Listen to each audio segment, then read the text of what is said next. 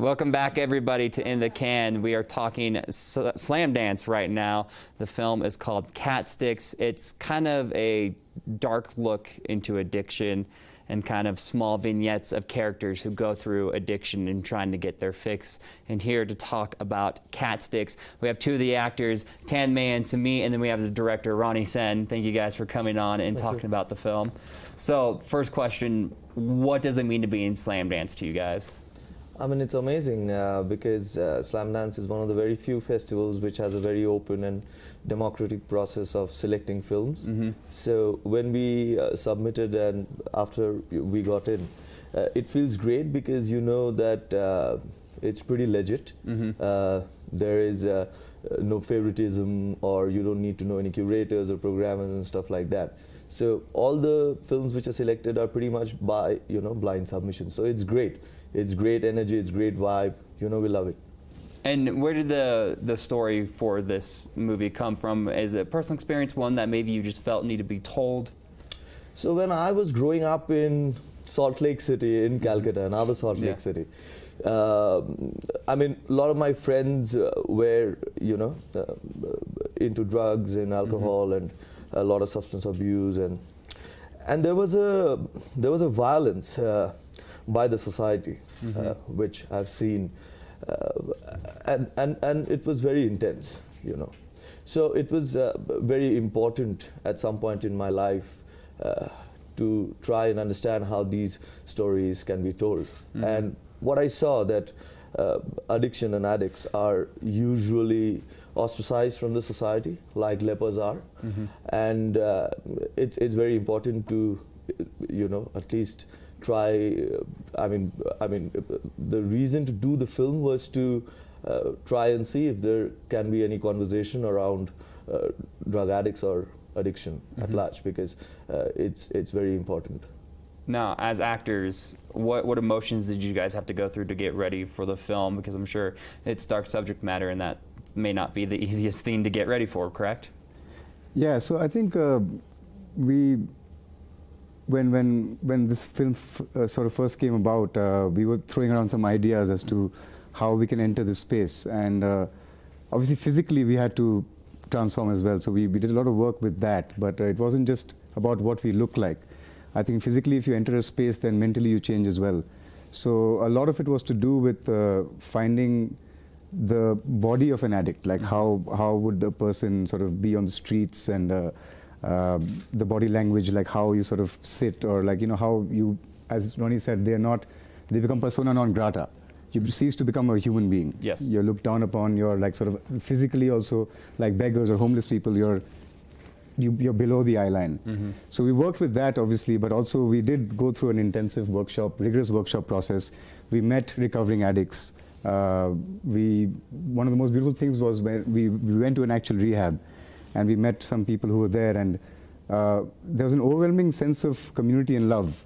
I think once you're an addict, and if you've been to rehab, there's this sort of complete willingness to share. Yeah, openness, like you sort of give yourself up almost. You're like, you have no ego left. So that was a very beautiful thing to connect to as well. Like, you just sort of have full, total love in some ways. Like you have love for each other at least. You know that society's put you aside, but you have love for each other, and you really take care of each other. And that was one of the most beautiful things, I think, psychologically or mentally, that we found, which was a very good in for us into the characters. Which kind of percolated into the entire cast and crew, Yeah. There was an air of humility, and there was no hierarchy. All actors were treated equally. Even if you watch the film, you'll know there's no one standout lead cast member, Yeah. And we had a lot of help from fellow cast members and Ronny, stories that everybody shared, about what happens, because being regular kids, I mean, not having gone through intense substance abuse, how we perceive it from the outside and what actually happens, there's a lot of difference, And there was a very nice segue into that, We had time enough to research and meet people and hear stories, and even try to relate to what happens, And it's quite deep. I don't know if we try to get as much deep as we can, I mean, thank you for trying to get deep and tell a story that needs to be told, and it's not just because I grew up in big cities, and you would see addicts and homeless people, and after a while you kind of got desensitized to it and forgot that they were human beings. So the fact that you're trying to tell this story is thank you so much for it. Now, Ronny, can you explain why you decided to do vignettes for the film rather than doing one just big story? Yeah, see, the thing is that addicts and alcoholics and anybody dealing with substance abuse, especially from a city like Calcutta, they come from various caste, from different kinds of class locations, etc.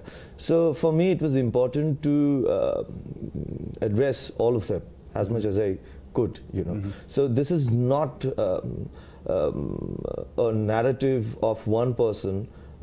It's more of a collective consciousness, And the idea was to sort of tell people that these people exist, because modernity or modern society has only room for the people who have courage. Yeah. Where it's important to understand that the cowards also deserve to live. I'm not saying that addicts are cowards, but I'm just saying in general that there should be room for everyone. There should be room for losers. There should be room for everyone. And there were many other things. In the film is basically in the backdrop. It happens in the backdrop of a time when a 3-decade-long communist regime is on the verge of collapse. Yeah. So, and if you know Calcutta, it has a long history. It was one of the most important cities after London, in the last 200 years. And how economically, socially, culturally, it's kind of dying down. And you need to know, you need to sort of show the underbelly of the city. Yeah. So there are many things, and I would, request everyone to come to our screening, which is on the 31st at 3. So tomorrow. Perfect. Tomorrow. At 3 p.m. in the afternoon at the Treasure Mountain Inn. Okay. That's the last screening. We had one screening and it was amazing. Yeah. So the next one is tomorrow at 3 p.m. Please come. You do it. Definitely go watch the film because it's real. It's authentic, and it's a story that needs to be told. So thank you three for coming on and talking about the film. Cat Sticks, it's called. Definitely check it out. It's at Slamdance, which is a great film festival that takes place alongside Sundance with absolutely fantastic films. We have more in the can coming up after these breaks.